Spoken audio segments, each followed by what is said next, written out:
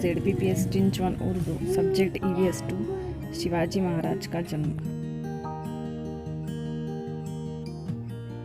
19 फरवरी 1630 को जीजाबाई ने लड़के को जन्म दिया। बच्चे का नाम रखा गया शिवाजी। शिवाजी महाराज का जन्म। शिवाजी महाराज की इब्तदाई उम्र के 6 साल परेशानी में गुजरे। शिवाजी महाराज की माँ जीजाबाई ने शिवाजी को उम्दा तालीम दी। वह हर रोज़ शाम प्यार मोहब्बत के साथ शिवाजी को अपने पास बुलाकर राम, कृष्ण, भीम और अभिमन्यु की कहानियाँ सुनाती।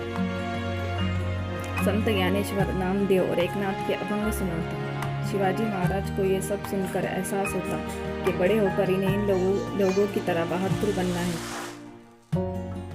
शिवाजी महाराज गरीब मावले लड़कों के साथ खेलने जाते, इनकी झोपड़ियों में जाते, इनके घर जवार की रोटी और प्याज मज़े ले लेकर खाते। मावले बच्चे तोता, कोयल और शेर की हुबहू आवाज़ निकालते थे। मिट्टी के हाथी, घोड़े और किले बनाते, आँख मचोली खेलते, लड्डू घुमाते। इस तरह के बहुत से खेल महाराज को खेलना पसंद था।